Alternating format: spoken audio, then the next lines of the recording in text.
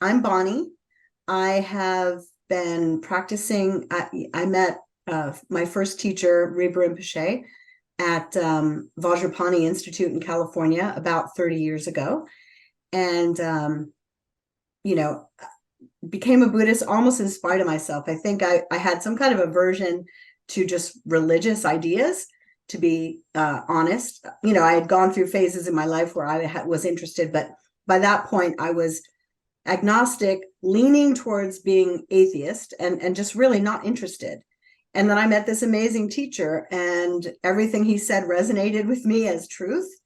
And it just began a journey for me where I had the great fortune of being in the Bay Area at a time when not only Lama Zopa Rinpoche, but many of his teachers, including Rinpa Rinpoche, Chodron Rinpoche, Ladi Rinpoche, Kurti Sencha Rinpoche, many of his own teachers were invited and came through.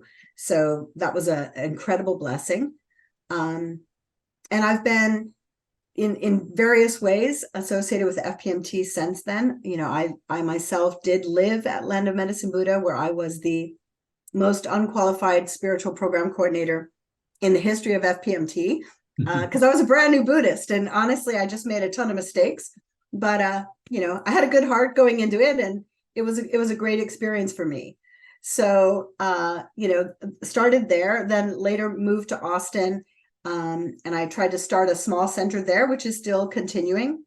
And I taught some of the Discovering Buddhism and basic program while I was there, and then moved to Phoenix, where I am right now. And there's not a Dharma center, there's not a FPMT Dharma center. There are Dharma centers here, but there's not an FPMT center here. So wasn't really doing a lot. And then, was invited to teach for Thupten Norbuling, and have been doing that once in a while when my schedule allows, and it's been really fantastic. Those of you who are connected or have been around FPMT for a while know we're coming up on the 1 year anniversary of Lama Zopa Rinpoche's Parinirvana. That's next week. And that, I'm really happy to be here now. It feels very important and really special to have an opportunity to continue the lineage and to offer any kind of service to this organization, because he certainly spent his life giving and doing so much. So with that brief introduction, which is, not exactly any qualifications, but just to say I've been around a while, and I've had the great fortune to get a lot of teaching. So I'm happy to share, my understanding and what Lord Buddha taught and what my teachers have taught me. What I'd like to do is just kind of start, now that we've sort of had an intro and said hi, spend a couple minutes just to arrive. I don't know what all of you were doing right before you logged into the Zoom, but I know sometimes it's really helpful to just shift gears and be present and reconnect with our reason for being here today. You had this idea to do this class, or even maybe just to join today, but there was a reason for that. And then I think there's always layers of reasons, right? There's the nominal reasons, like, oh, this sounds interesting, or, oh, there's a hole in my schedule, or, academically it's interesting. But I think there's also a deep motivation usually that we have, and sometimes it is that we want to, eliminate our own suffering, or maybe we want to be able to be more helpful in the world and help other people. Whatever that highest motivation is for you, let's just take a couple minutes and, in our own way, quiet our minds, remember why we're here, and kind of set our motivation for the class. So let's just take a few minutes. You can start by watching your breath, maybe like 10 breaths.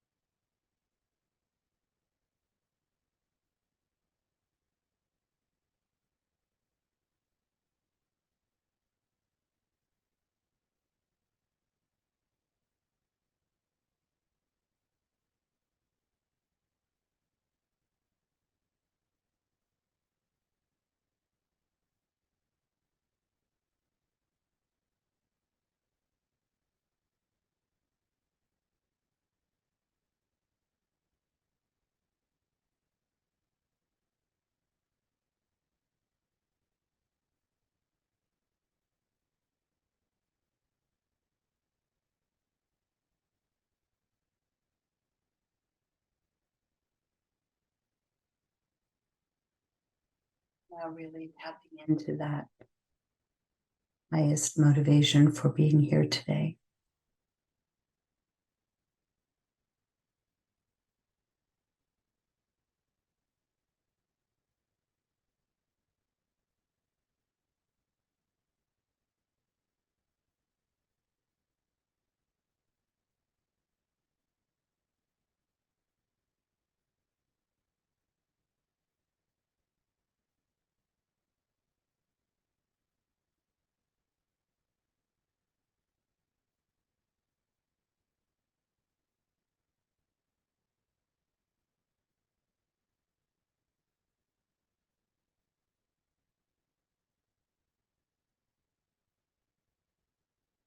And then when you're ready, we'll open our eyes and we'll do refuge prayer.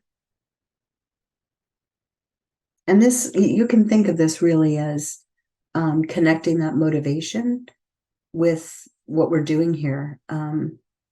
Hopefully, the motivation, the highest motivation would be to become enlightened, right? And so connecting the dots. So let's do, and again, you don't have to if you're not comfortable, but let's do once in English and then we'll do twice in Tibetan. I go for refuge until I'm enlightened to the Buddha, the Dharma, and the Supreme Assembly. By the merits I create through listening to the Dharma, may I become a Buddha in order to benefit all sentient beings. Sangye chodong soki chognam la, changchu bodu dagni kyapsu chi, dagi jinso ki pe sonom ki, trola penchia sangye drupa sho. Sangye chodong soki chognam la, changchu bodu dagni kyapsu chi, dagi chenyan gipe sonom ki, Drola penchir sangye drupa sho.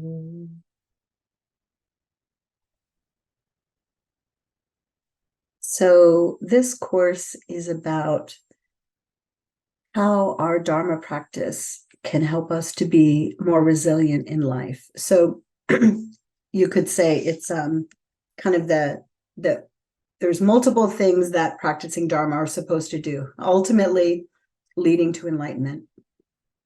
And then there's obviously nominal things that happen. And so I think when we talk about resilience, what we're talking about is really a side benefit of practice. And I thought to kind of do this a little bit in a traditional way around Lamrim. So Lamrim, there's many different Lamrims. Lord Buddha had 84,000 different teachings, 84,000 ways that he taught his disciples. The first of his teachings was on the Four Noble Truths. And I'll just, briefly review, if you probably know, the truth of suffering, the cessation of suffering, the path and enlightenment, right? So those are the Four Noble Truths, the truth of those things. And that was the first teaching. And then he taught 84,000 teachings, myriad different ways to help myriad different kinds of beings, the different students that he had. And then over time, those, and by the way, this is like what defines something as being Dharma, that it was actually taught by the Buddha, that it was scrutinized and practiced by sages, and that it actually produced some results. So some of the Lamrims in this tradition really start with Lord Atisha, who actually took those 84,000 teachings based on his personal practice, what he understood from his practice and from practicing Buddha Dharma, laid out a map. Here is the path. Here it is in a way that you can actually practice, like a manual. And so that book is called Lamp on the Path. If you haven't read it, that it's available. It is Lamrim. It is basically the map of how everything that the Buddha taught, all the way up to enlightenment. And then Lord Atisha, his time, and I have to look at this, was like like 982 to 1054, if you want to have like some time frame of when he was teaching. And then you have after that you have Lama Tsongkhapa, who is the founder of this tradition of Gelug. And his timing was 1357 to like 1419. And two really famous, so the Lamrim Chenmo is like a big exposition, like the larger presentation of Lamrim with incredible amount of detail. But then he has three principal aspects of the path, which is very, very concise and also contains all the steps and stages of the path in a much more abbreviated way. And so then you have, in more modern history, we have Pabanka Rinpoche's presentation, Liberation in the Palm of Your Hand, and you probably have heard of that. And his dates were 1878 to 1941. So Liberation in the Palm of Your Hand was his commentary on Lamrim that he gave to about 700 people in 1921. And actually it was one of his students, Trijang Rinpoche, whose notes, so if you read Liberation in the Palm of Your Hand, that is actually notes from his main student of those teachings that he gave at that time. And so all of the Lamrim teachings start with something that I get concerned that could be problematic to new students. Why? Because I always impute my own mental things onto everybody else, whether or not it's a problem. But really it starts with relying on a spiritual master. And I think that can sound really overwhelming to people. This is a tradition that is rich with guru devotion, but I think in a much more nominal, much more accessible way, we can all acknowledge that anything we want to learn comes from someone else. You could be a self-taught anything, but the reality is you're getting resources from other people, the things that other people knew and understood. So in that way, I think sometimes it's pride or fear that we have some resistance to relying on a spiritual master. But it's really no different than looking out there in the world. If I want to learn spiritual things, if I want to learn how to address, diminish, destroy my anger, if I want to learn to develop greater compassion, then relying, on my own, I'm kind of trapped in my own head, looking out there in the world and seeing who are those that look to me to have mastered, right? So looking at, the teachings of Lord Buddha and deciding for ourselves, like that seems like a good resource to learn these things. And the spiritual teachers that have passed this tradition through, relying on them. And then I always like to say, when it comes to faith, I think we have to have experience, right? So maybe we've become familiar with these teachings and they seem to have helped a little, or they make sense, even if they haven't helped us personally yet. Logically, they make sense to us. They resonate with us in some way. And so in that way, developing a little bit of faith, which then enables us to actually practice some of these instructions, put them into practice. Then as we put them into practice, we get some experience, right? And now our faith, now we can have more faith because it's faith that is based on our own experience.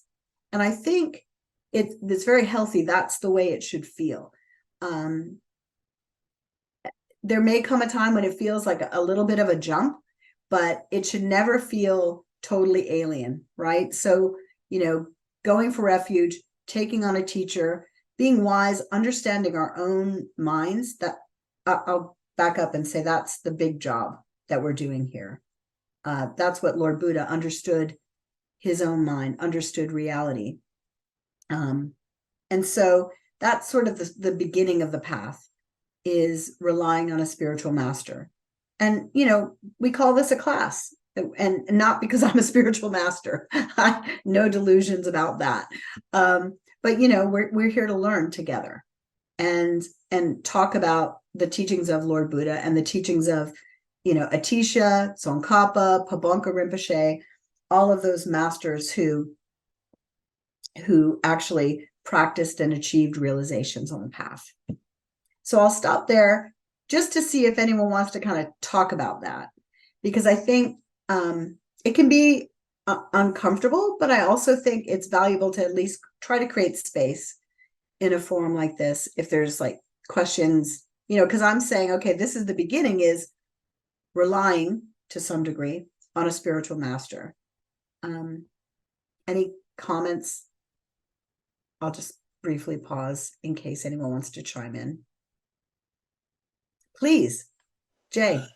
Thank you. Okay. The thing that I am still working on is what refuge means. Uh, and because I can't disconnect in my brain refuge, refugee, because we have a big issue over, I guess, in the whole world. So I'm wondering if you could just sort of like, for me, refuge is like, I interpret it as going for support. Would that be accurate? Yeah. Absolutely. Okay. It's actually having two things: faith, some degree of faith, which is why I kind of talked about faith in the beginning, and hope. So some belief that this is something that can help. So that's what refuge is. I like to say, when the poop hits the fan, what's going to help? Where do we turn to, right? So in this world, in our, just regular conventional life, we turn to many, many things for refuge. We turn to friends, we turn, things that appear positive, family, friends, doctors, all of those things. So in a negative way, we can turn to drugs, bad relationships, gambling, possessions. There's so many things that the reality is we go for refuge too. We want to be base level setting. Every being wants to be happy. We all have that wish to be happy. We all have the wish not to have suffering. And so how we try to get rid of suffering, or how we try to feel happy, those are the things that we are going to refuge for with. So what we're doing when we take Buddhist refuge is acknowledging that at the deepest level, those other things don't and can't really help us. And actually, it brings us to kind of one of the first things that you look at in Lam Rim, which is impermanence, right? Death, impermanence. Not fun. That's not a sexy topic, but the inevitability of that, the truth of that. And in light of that truth, what can help us? Doctors can keep us alive for so long, not infinitely. Our possessions, all of these things are going to pass. And so what is it from a Buddhist perspective? What is it that that will really help us? What is it that we can take with us? Because we do believe that there's something after that. And the thing that we take is our own mind stream. So to the extent that we have Dharma, which just means truth, to the extent that we have developed, and I'll say, because we're talking about Lam Rim, the three principal aspects of the path, the three things, if you boil everything down, all of Lord Buddha's teachings, the three things that we're trying to develop are renunciation, which is what? That is an understanding of our situation. And that understanding of our situation is we are in something called samsara. We are in a cycle of existence, which is inherently, actually, I shouldn't use the word inherently, but it is completely involved in suffering. Our actual existence is suffering. Having to take on this body and having to go through death and loss and that impermanence is a kind of suffering. when Lord Buddha taught the truth of suffering, he taught there's three kinds of suffering. There's the obvious suffering, which is what we label suffering, the suffering of suffering, things not feeling good, pain, whether it's mental pain, physical pain, hunger, the range. That's one kind of suffering. Then there's the suffering of change, which is that impermanence, the fact that everything that I have in this world, including this body that I hold so precious, is all going to be ripped away. So that's the suffering of change. And then there is the suffering of just being in samsara. So the fact that I am eligible at any time to have any of the other two sufferings, right? Like we go from this, something that feels happy, we call it happiness, but then because it changes, it becomes a source of suffering. So baked into the happiness is already the ending the minute we start. So understanding that is what our situation is, to the extent that we understand that, we will naturally develop this renunciation. So going for refuge because we feel it can help us, but a prerequisite to that is even thinking that we need help, even recognizing that our current situation is not great, because we are in this cycle. So the first step is, yes. Is that another way? What you just said about renunciation. Let me see if I've got this one vaguely right. When I'm renouncing samsara, I'm simply letting go of it. Is that what the renouncing is meaning? Or am I saying, okay, I acknowledge that this is all passing, it's rather frivolous, it can be very entertaining, but I have to be willing to just simply let go of that, and I am. Is that what we're talking about, or have I understand? It is that. It is that. But I think, what I'm trying to emphasize is the understand, why let it go? Why not be attached to it? What's the harm, right? Because when life is good, I don't know, I always feel like I'm a better practitioner when times are tough. Because then it's like my nose is being rubbed in it, and it's very clear to me that I need help. When suffering is right in front of me. When things are going better, I think sometimes we can be sort of swept away, and it goes more on the back burner. It's not that necessarily, as spiritual practitioners, it's not that we don't think about it at all, but it's not, unless we are really meditating and have real experience staying focused, we can very easily kind of be drawn away from that. So, and the other thing is, letting go doesn't mean that we can't enjoy those things as they pass through. It's just not giving them the power, right? Not losing sight of that there is something more. So renouncing what we're renouncing when we talk about renunciation, what we're renouncing is actually suffering. We're renouncing suffering and the causes of suffering. Mm-hmm. We're renouncing suffering that doesn't look like suffering. Yep. The suffering formerly labeled as happiness, that transient thing. We're recognizing that baked into it is the end, is the separation, is the pain. And even by doing that, and this goes to the resilience, this goes to the power of Dharma, not just to meet our ultimate goals, but just in the here and now, developing that thought to the extent that we develop renunciation. It really does ease and make us so much more resilient. It allows us to take the good of, the things that are the happiness and the pleasure without that attachment, which is what causes so much of that pain. And then also in the truest, I would be remiss if I didn't say that in the truest sense, renunciation means looking beyond just this life. So it is actually really connected with future lives and the idea of more than one life, which again, I recognize that's something that can be on the back burner that we don't all have to immediately digest. I don't know where people are with that thought, but it means understanding that there is something more than what's happening right here and now. And if we want our situation to be good, then we're willing to make what appear to be short-term kind of sacrifices. Does that make sense?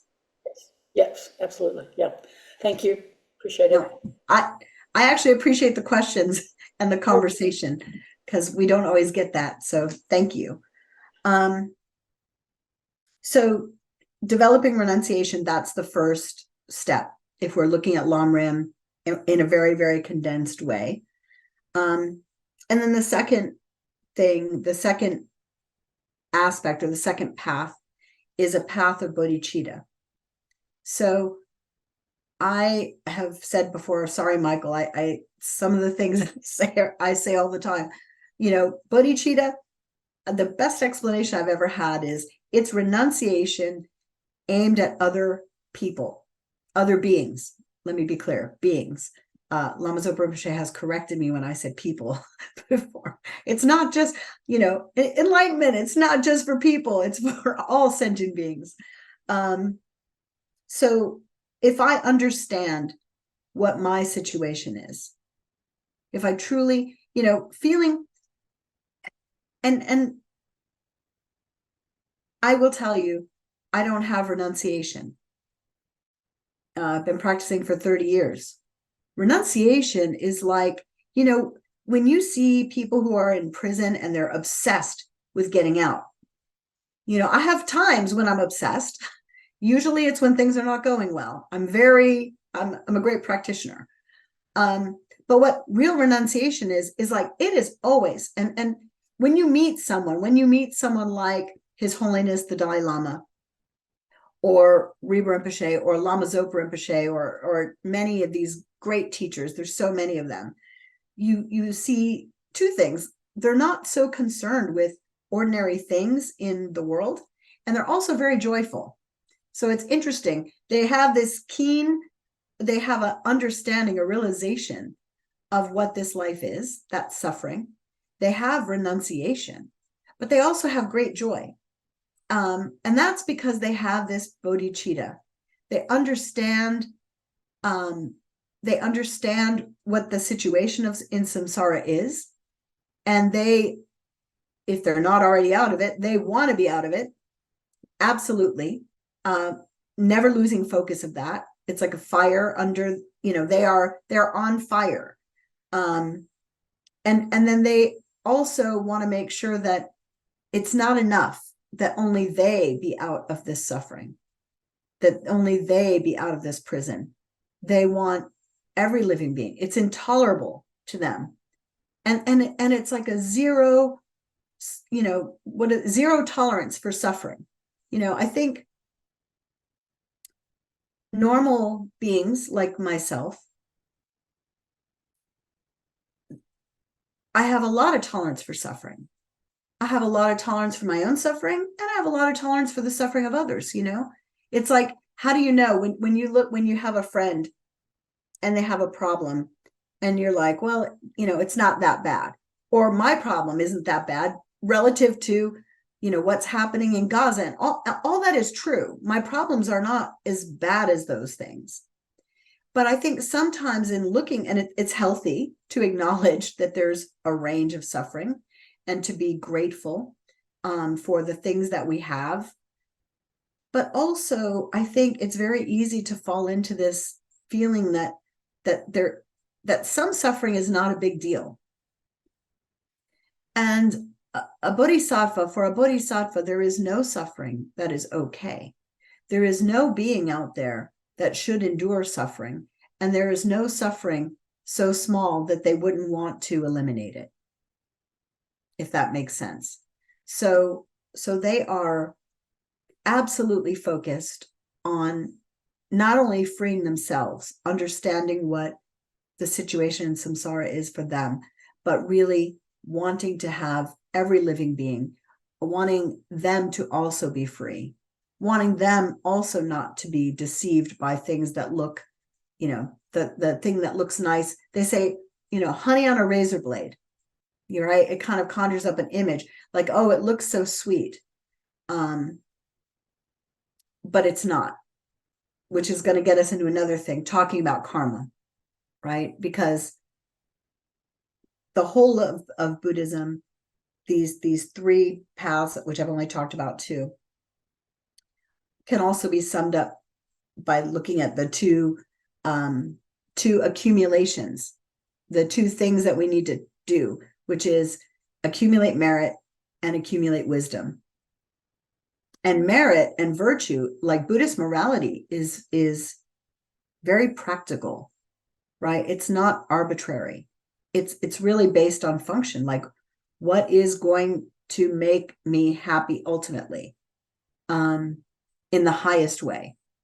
And so many times the little things we do, it's not that we're bad people, it's not that we're evil at all, but we do silly little low level radiation constantly over the course of a day. Petty thoughts. If you look at the 10 perfections, idle speech, there's certain ones that are kind of like my top two or three. I have to catch myself. Like, why? What's the problem with that? What is the problem with idle speech? Any thoughts? Gossip, like, oh, what harm?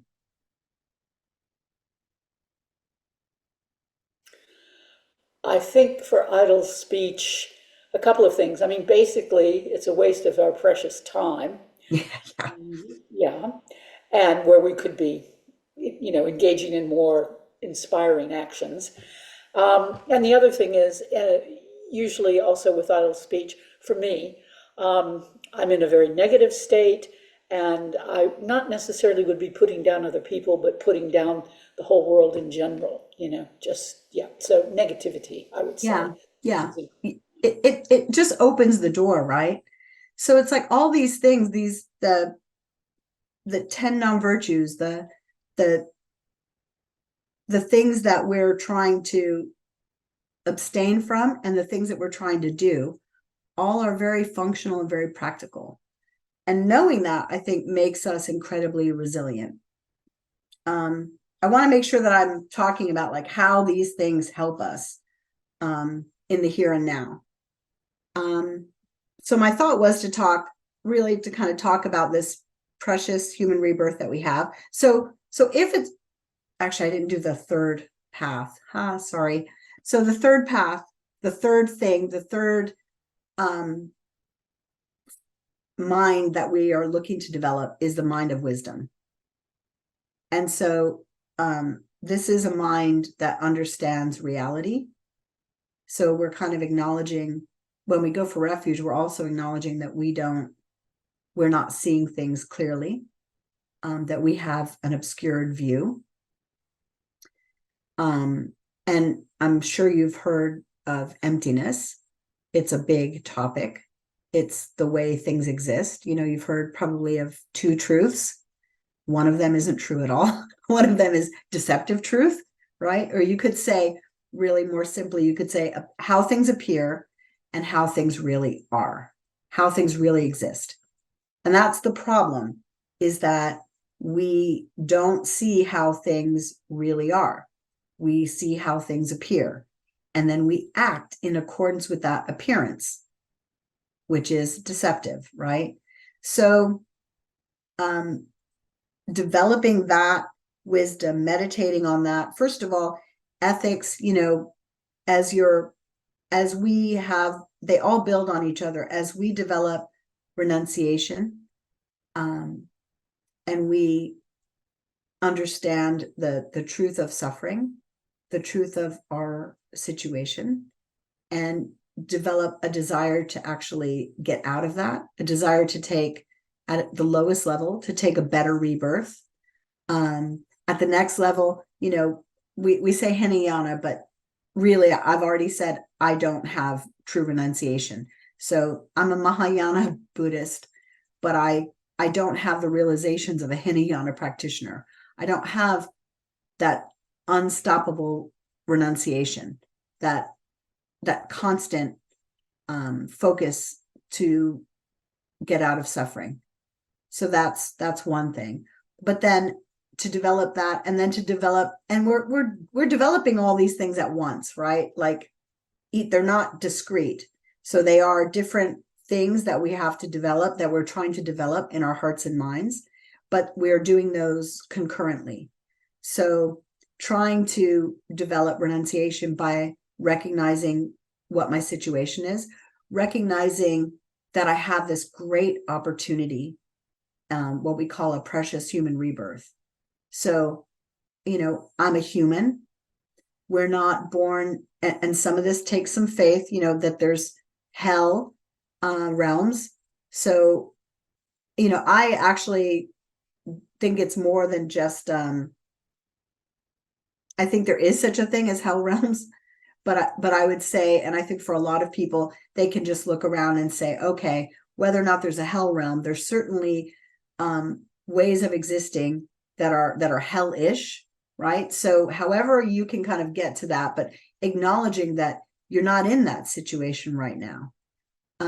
You're not enduring unbearable, constant suffering. So that's part of our precious human rebirth. We're not born as an animal. And again, there's a lot of people love animals, and it's not like there's something wrong with being animals or that humans are better. We're just in a better position because we're able to understand these teachings, right? Animals are instinctual, right? They don't have that kind of cognitive, intellectual thing, which can hurt us, but also ultimately we can use to become liberated. So we're not animals.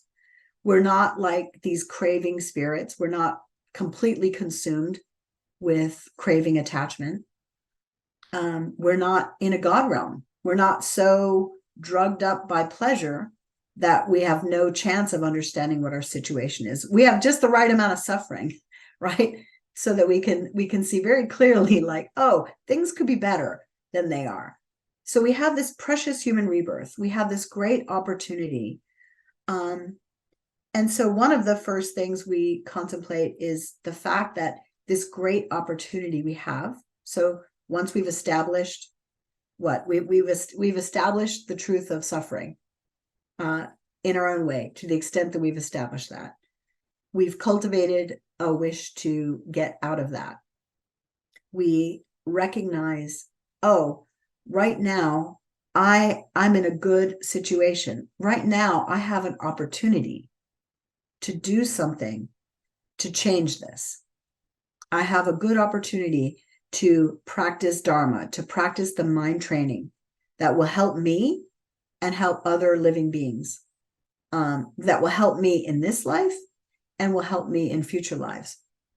So I have this great opportunity, and then understanding it's not going to last forever, right? So death and impermanence, and this is another thing that kind of makes us incredibly resilient, I think.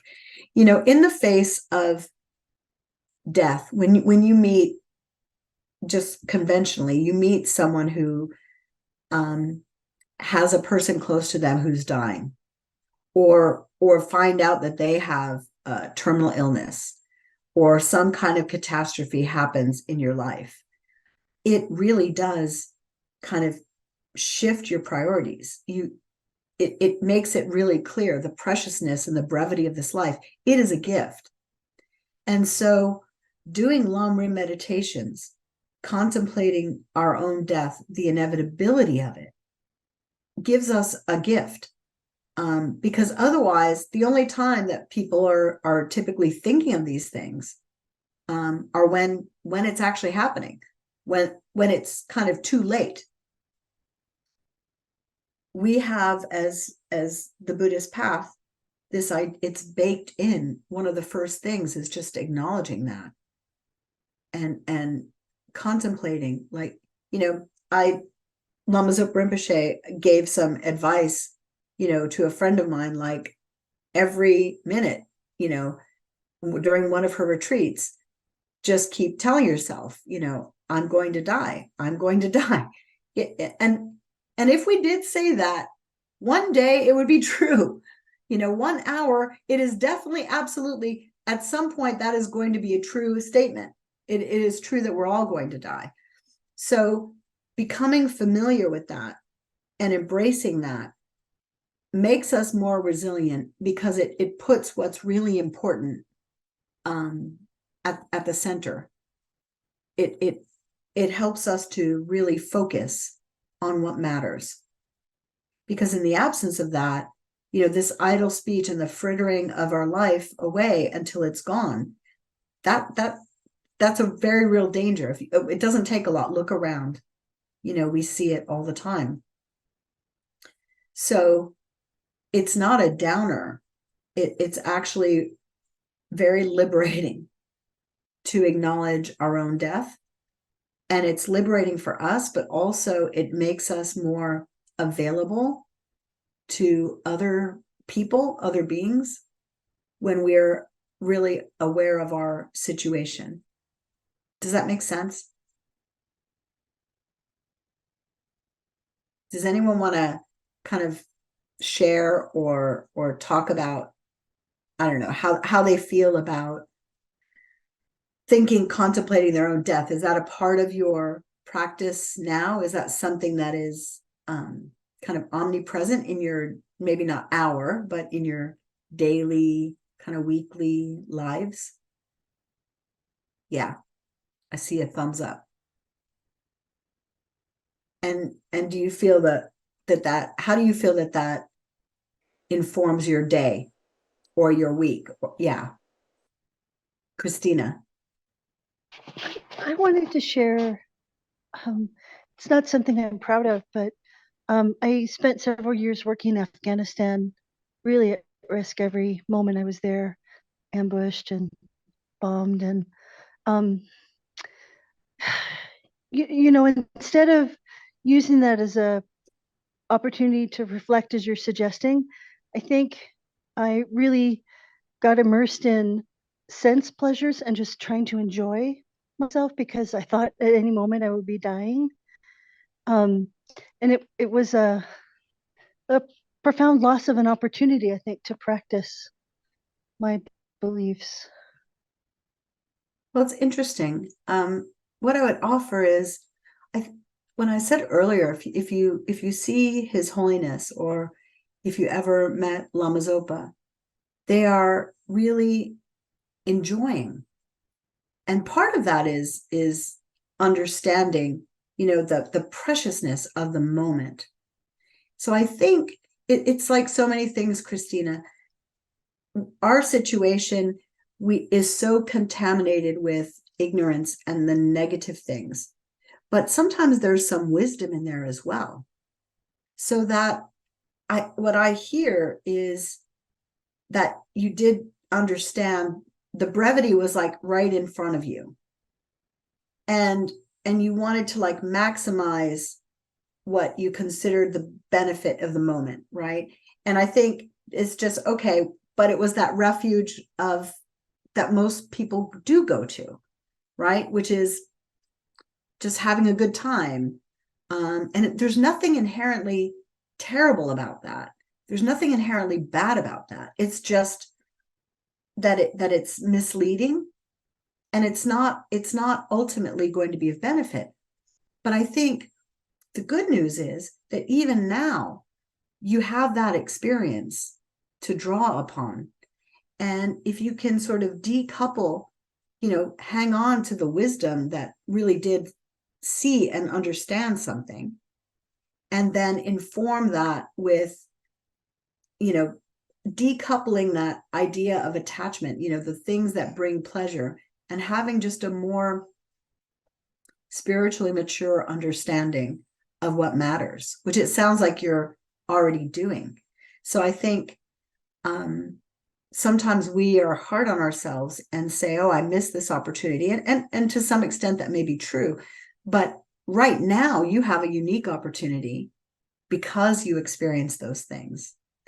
And then also you learn something, because all of the, and for all of us, all of the sense pleasures that we chase after, it didn't change the situation.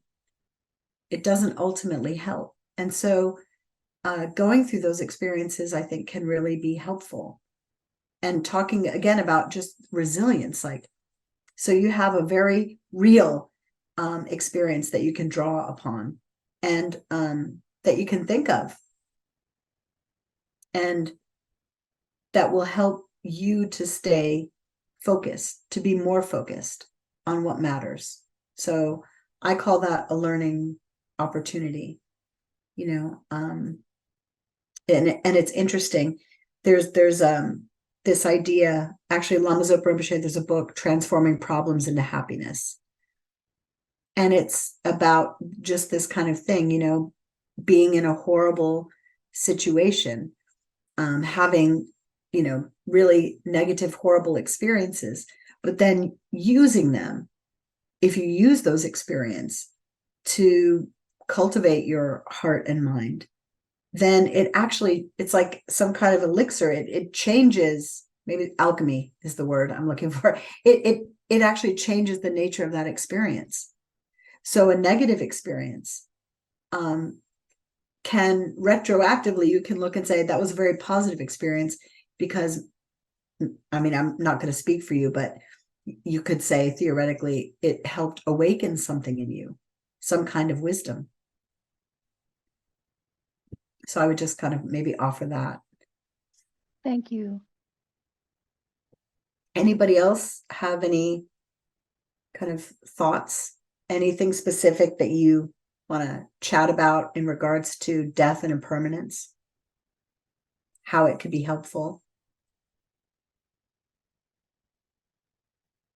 See, well, for myself, I used to run away as fast as I could from thoughts of death and impermanence. It wasn't until this past year that some of the teachings that Geshe Sheriff did at TNL that really got me thinking about death, and then learning to look at it from a very different perspective altogether, which was on the positive side, that I felt like closer to some people that were very close friends that died this past year than I did the last year they were alive. And it just sort of changed my perspective on death altogether, and not be so fearful of it, but wanting to also take greater advantage of the time I have left as well, so I can be on the positive side of death, and appreciate people while they're here much more so than I would have previously. So it's I think Buddhist teaching has been very helpful in that regard. Yeah, it definitely puts things in perspective, and prepares you. You're not alone when you say you ran from the idea of death and impermanence. We are in a culture, Western culture, we keep death very far away from us.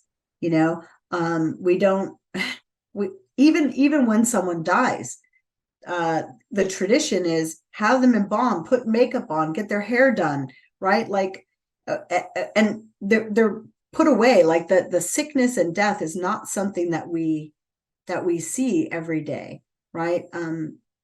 Christina had an experience where you saw much more of it.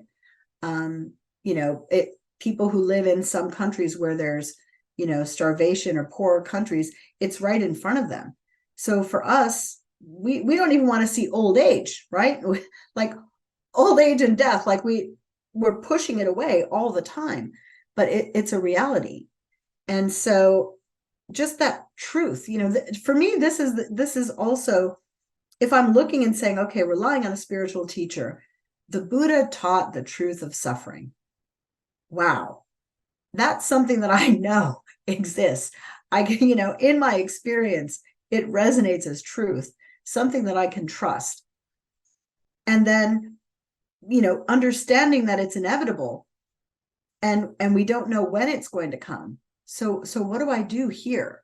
And then how do I prepare for that without regret? Because that's the other thing. Like, so often, if people, they say, what if it was your last day alive, what would you do? And it's interesting because there are people who would just do some crazy hedonistic things. But, for the most part, most people, even thinking about it, like there's like an alignment of what matters. All of a sudden, they get really clear. And so having that as a firmly, reading Lamrim, meditating on the stages of the path, having access, like in a very real way, to just that fact makes such a huge difference in our daily life. So absolutely helps us to prioritize in a way that we're going to be able to practice all the other things that are going to help us to minimize and eliminate. So I want to be clear, not just minimize, but in the short term, minimize suffering, in the long term, eliminate it for ourselves and for others. So if we're aware of our deaths, if we embrace that truth fearlessly, then our priorities become much clearer. And then we have an opportunity to really practice, to make that the most important thing in our life. And it's interesting too, because practice of Buddhism is not something that is, we can certainly go to teachings and we can go to the temple, but the practice of Buddhism is not something that's done on a Sunday or a Saturday or, for a few hours that we're here together.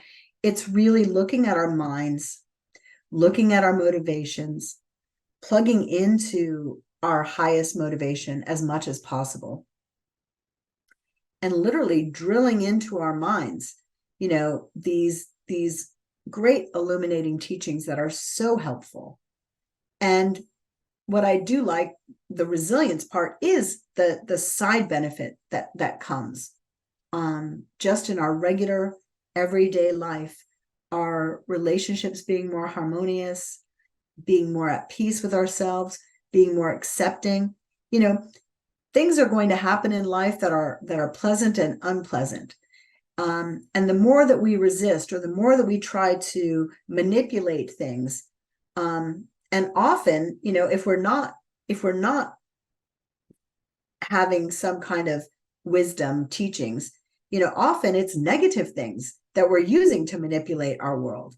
So giving all of that up, it just makes things so much easier. It doesn't mean necessarily that we enjoy suffering, but it, like I said, it changes. The nature of it literally changes as we use it towards our own development on the path. Those things that we labeled a problem before, or, for many, many people, the most horrible thing that ever happened to them becomes the thing that inspired them to even take up a spiritual practice. And in that way, I think you can say very honestly, then that thing that was so terrible really functions now as a blessing. And what makes something good or bad? It's how it's functioning, right? So that kind of resilience, that's how we access it, by drawing on that wisdom. I feel like I've been talking a lot. I do appreciate that there has been some interaction. I'd like to do a meditation before we end, but I would also like to kind of open up for more discussion. I have an idea of the direction I want to go, going through the 3 principal aspects of the path, drilling into them a little bit more. But I want to be helpful. So wondering if there's anything, this is our time together. So any questions or thoughts, any problem that you have, or that someone you love has, that you're like here would like to help with? Yes, please, Christina. I don't want to dominate the discussion, but I do have this regular challenge, and it's tied with my work, which is development work. I'm even facing it now. I'm working for the CDC doing a health survey and just coming across tremendous suffering, people that are in such incredible need. And even the community I live in here in New Mexico, just unimaginable levels of pain and suffering going on. And I've had a hard time finding that sense of resilience that you're talking about, and not being um, overwhelmed and overcome with grief and feeling Mm, unable to help people or hold mm, that suffering, a consciousness of that suffering. yeah. Yeah. You know, no easy answers there. Um, it's hard to see suffering. But I look at the most compassionate beings that I know. And as I said, they're joyful. So I've given a lot of thought to like how are they joyful in the face of that, in the face of their knowledge? And one thing I would say is there's a longer view.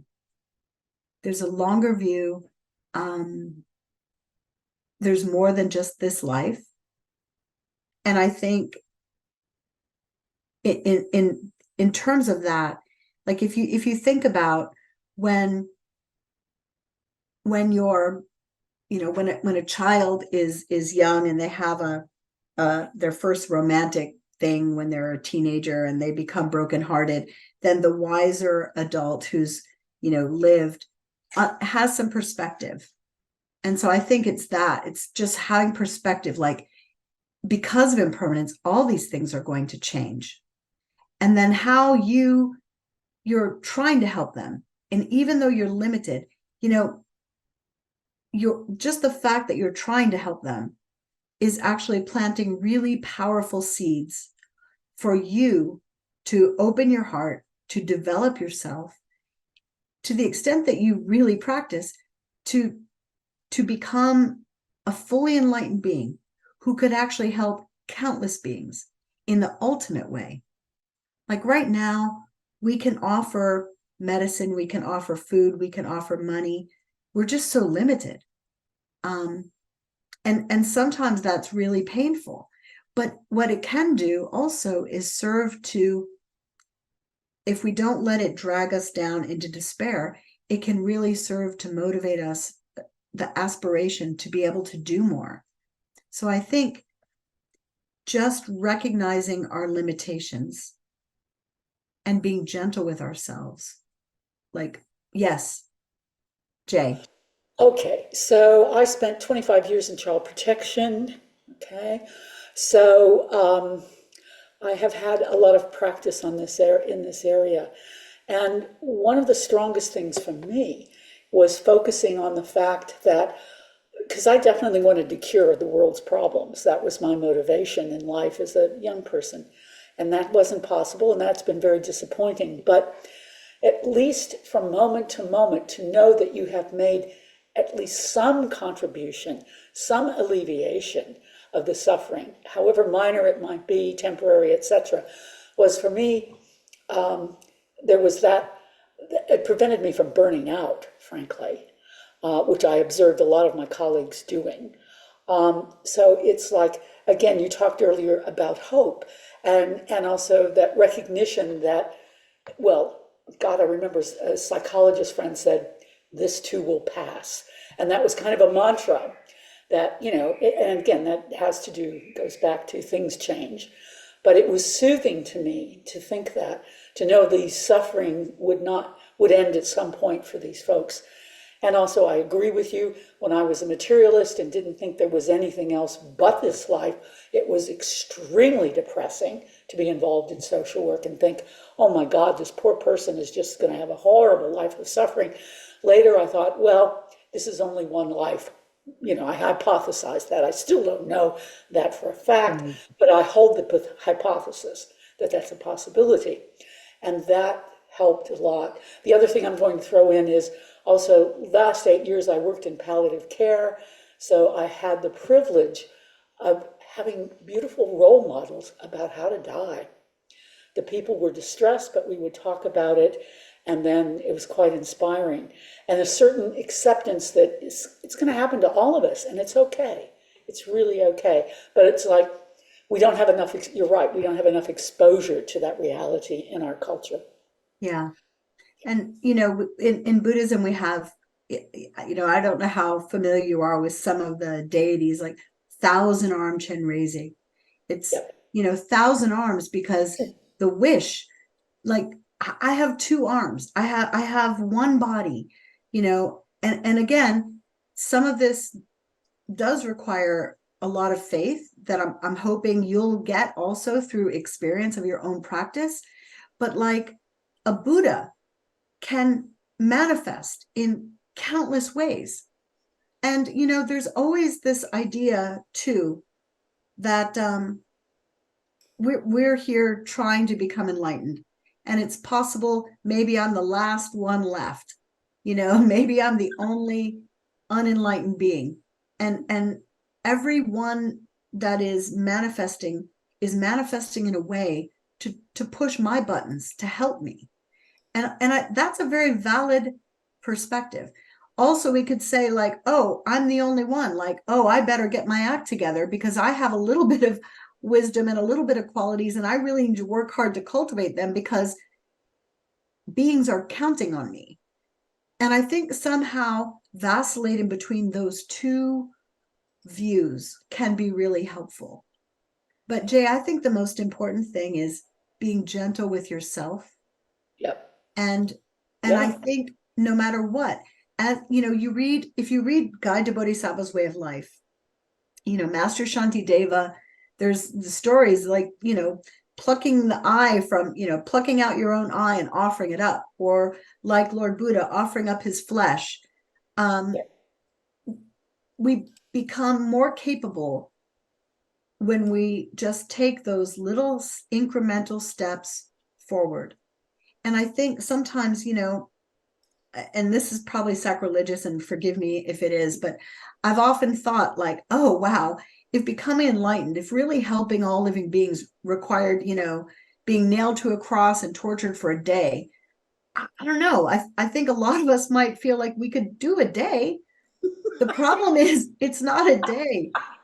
It's, and I really don't mean to be sacrilegious, but I like, the problem is that my mind working on it, it's like it's 24/7, it's 7 days a week, it's 365 days a year, it's incremental progress, and it can seem so daunting, but just little by little, and try to keep your heart open. And I think there is something very sweet in bearing witness to whether it's death or suffering of someone else.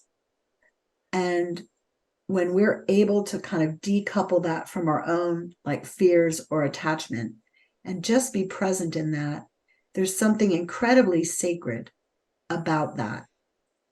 And you become both the giver and the receiver, giving them witness, and for yourself actually witnessing and being there is an incredible gift. And hopefully that can, help you to stay inspired and not become discouraged, because suffering is difficult. It's difficult to be with. I don't know if that helps, but That's very insightful. Thank you both. Absolutely. so I was going to end with a meditation on death and impermanence, but I think I'd like to go back to how we started the session with our motivation, especially in light of some of the things that people have shared. Really connecting.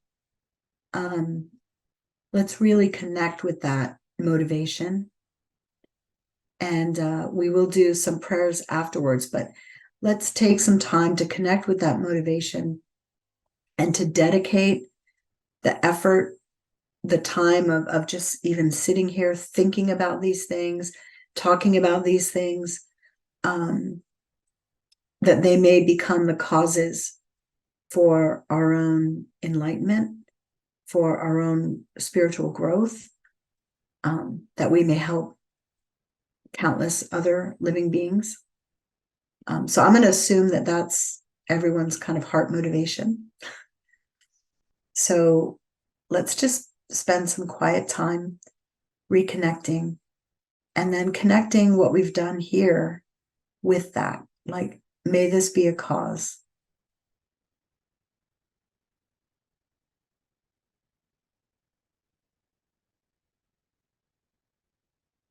So again, letting yourself really think big, your biggest motivation. Don't be afraid of, I can't do it, or I'm not good enough. Like, let yourself have that wish, that deep wish to help every living being.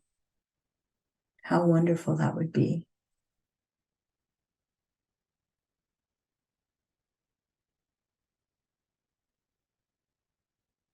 Imagining being free from suffering yourself, totally, completely.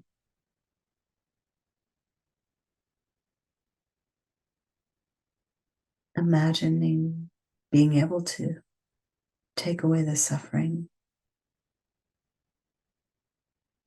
of all living beings.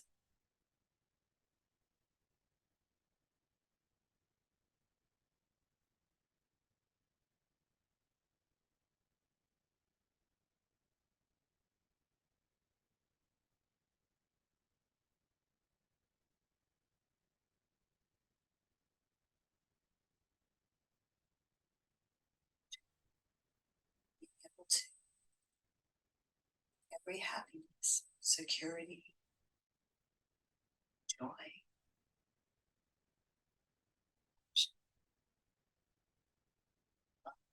everything.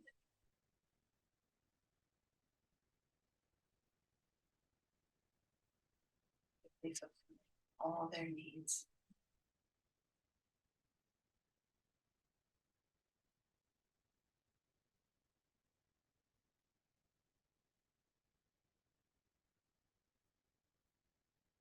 Let yourself want that thing that maybe sometimes you're afraid to even dream of.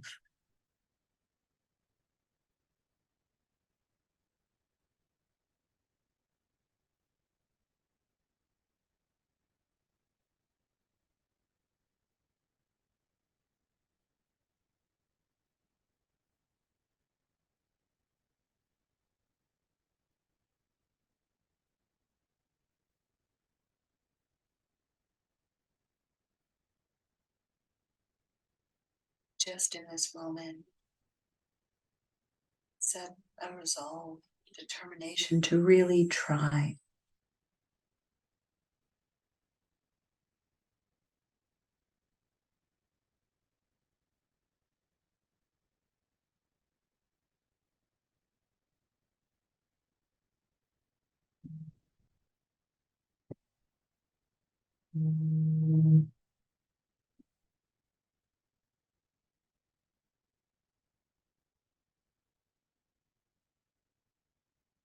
And then our time here today is just one step, one action that's going towards that, helping to move us along, increasing our capacity.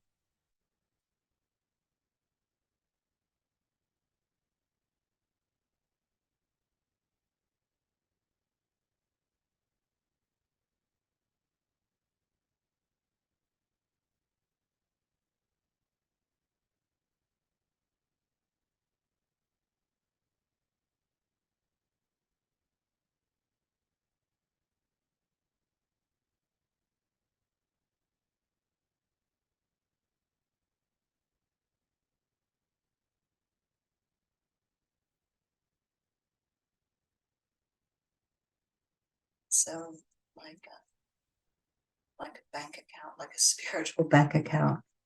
Let's dedicate this time and this effort to these goals. And then knowing that there's the interest of being in the short term happier and healthier, more productive, all those things which are not the goal, but byproducts of practicing.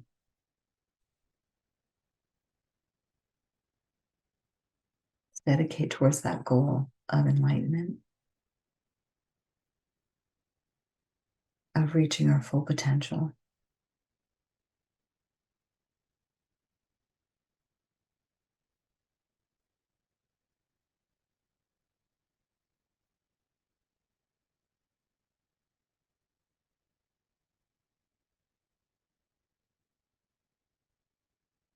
And then I think Michael has some prayers that we can close with.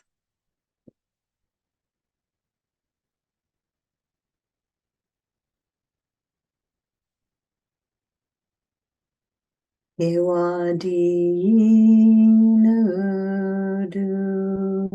dudang lama sangye drugyone droham chikyam mahalu Dehi Sala Gopashu. Due to the merits of these virtuous actions, may I quickly attain the state of a Guru Buddha and lead all living beings without exception into that enlightened state. Jangchub Samchog Rinpoche, Ma Ke Panang Ke Gyuchi, Ke Panyam Pa Me Pa Yang, Gong Ne Gong Du Pawa Sho. May the precious, may the, may the precious body mind not yet born arise and grow. May that born have no decline but increase forevermore. Yeah, that's basically what that says. I am not going to do the long life prayer for Lama Zopa Rinpoche, but I will pray and dedicate for his swift return. And I would like to do the prayer for His Holiness, the Dalai Lama. And we can also do Geshe Sherab. Let's do that. Beloved teacher, sorry. I'm sorry, Michael. I'm shifting gears. Forgive me. Are we good? Okay. Beloved teacher, leading your students towards wisdom and compassion, explaining through exacting discernment the steps of the graduated path. You are the unequaled guide. Please live a long and stable life. And then for His Holiness, the Dalai Lama. And basically, these are just prayers that these beings who practice and teach and help to spread these teachings, that they live long lives to be able to help us and help all other living beings. Jinten Kamdir Pandang Melupad Gong Gong. This is not the prayer I know, so I'm just going to do. Sorry, Gong Re Jo Wei Kawe Dinkam Dir Pendang Dewa Malu Jongwe Ne Chin Re Singwan Tenseng Kyatso Yi Jape Site Pardu Tengyor Chi. In the snowy mountain paradise, you're the source of all good and happiness. Powerful Tenseng Gyatso, please remain until samsara ends. And I'm sorry, Michael, I'm like screwing up the versions, but all good. Thank you so much. I was like, I can't do that Tibetan. Thank you so much, everyone. I appreciate your time, and I do dedicate to all of your fruition of all of your hopes and prayers, all of your long lives, all of the long lives of all of our teachers. May we all very, very swiftly achieve all the stages of the path in our own minds, all those realizations up to and including enlightenment. And I hope you have a great night. And I'm happy to stay on because we have like 8 or 9 more minutes. If anybody wants to chat about anything else or has other ideas of what they would like to see next week.